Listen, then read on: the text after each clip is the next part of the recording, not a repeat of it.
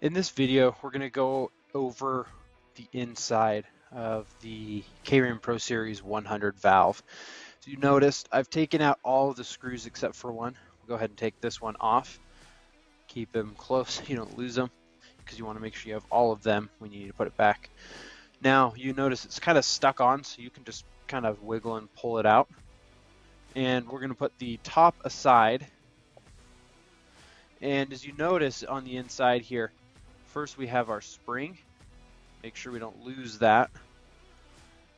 And then we have what we call our diaphragm.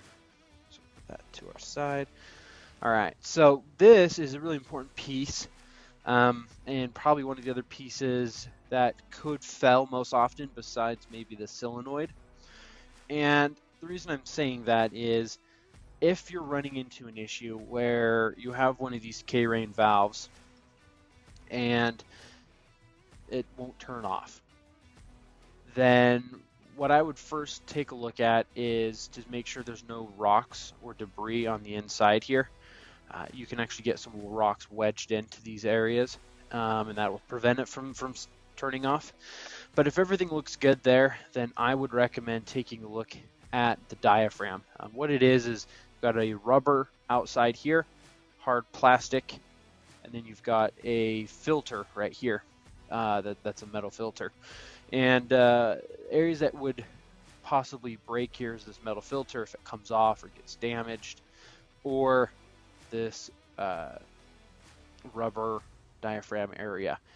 Anytime that if it's like cracked, breaking, ripped, torn, there's a hole, that will prevent the valve from closing all the way and working properly. Now let's say that nothing's broken on here. It's pretty dirty, maybe a little older. What you can do is I'd recommend cleaning this off with some clean water and then massaging. So kind of going through you with your fingers and kind of moving around the outside of the valve. Sometimes it just needs to help massage the rubber just a little bit and everything will start working just fine. So try those before you go and buy a new one, because that can help save you some money. This is the top of the valve. You notice there's a gear mechanism here. All that is for your flow adjuster. Knob up here will just help adjust if it opens or closes the valve. Now, when we're wanting to put this back together, we want to make sure we're putting it back the right way. So we're going to grab our diaphragm first, put it right back in. You usually just will slide right into place. Then you're going to put your spring right down the middle, right? So right down that middle section.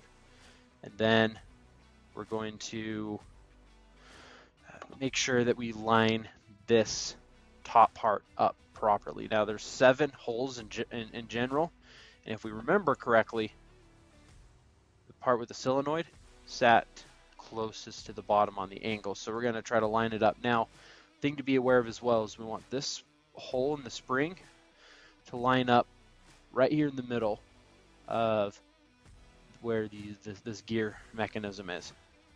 We're going to line those up, make sure everything looks good, and then you can go ahead and just push down and hold it with your thumb.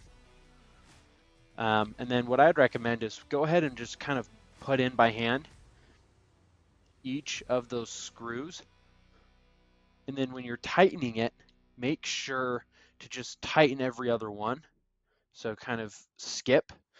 And the reason you want to do that is you want to make sure that diaphragm sets properly. We don't want the diaphragm to be bent or twisted and pinched in any sort of way, because that would mean that you would have to go back through and take everything off. So we'll go ahead and just put all these back in, and you should be good to go.